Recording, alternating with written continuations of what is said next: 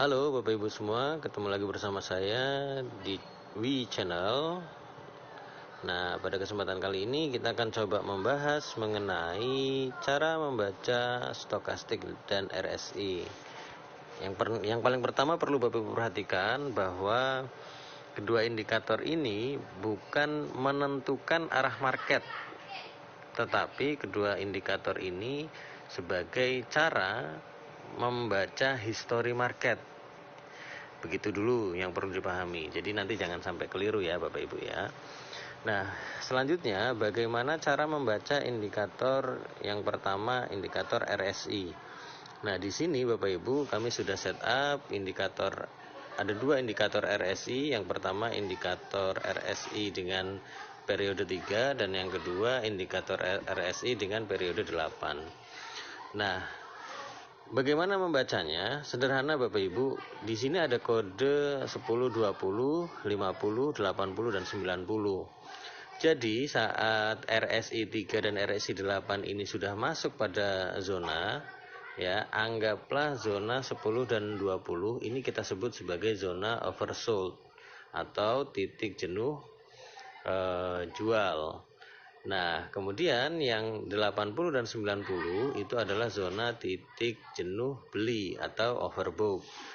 Nah, untuk kode 50 itu adalah mid area, di mana bisa menjadi acuan juga untuk kita menentukan titik entry.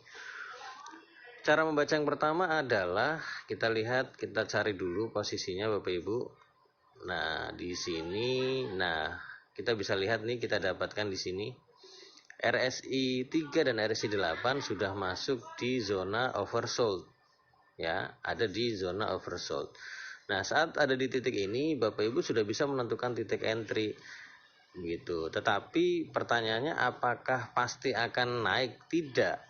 Karena apa? Karena ini hanya sebagai acuan, bukan yang menentukan jalan arah marketnya, tapi sebagai history market, gitu ya Bapak Ibu ya.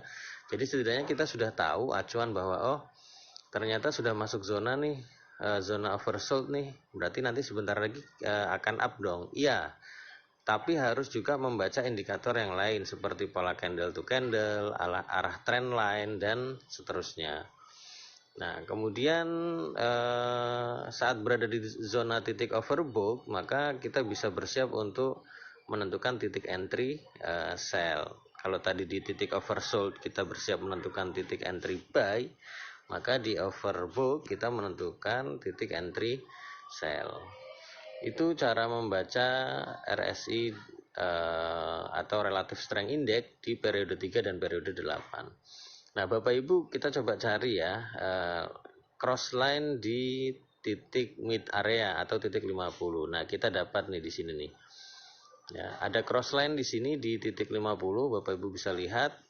Nah, itu juga salah satu indikator bahwa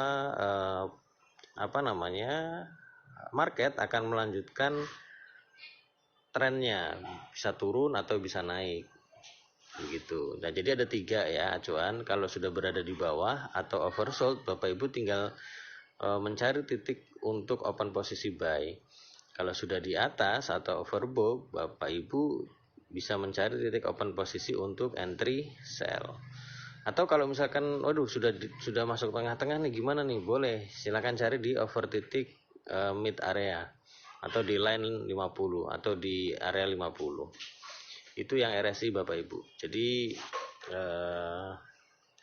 yang perlu dipahami itu terkait dengan RSI. Bagaimana dengan stokastik? Nah, stokastik juga sama Bapak Ibu.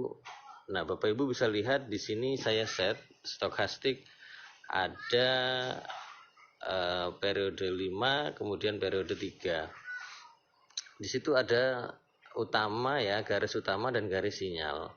Nah, kita perhatikan satu-satu, garis utama dan garis sinyal. Yang garis utama tadi yang berwarna biru, sedangkan yang garis sinyal itu berwarna merah.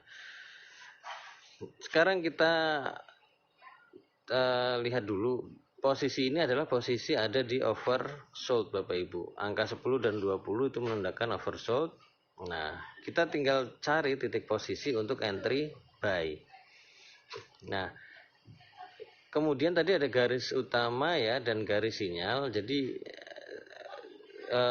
saat Bapak Ibu sudah menemukan persilangan antara garis utama dan garis sinyal, maka itu sudah mengkonfirmasi bahwa market akan berbalik arah.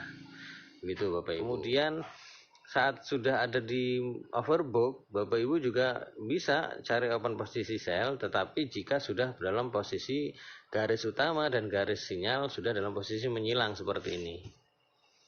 Oke, begitu ya.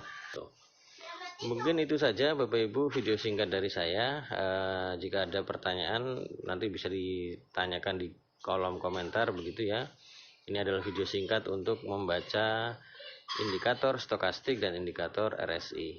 Demikian, semoga bermanfaat.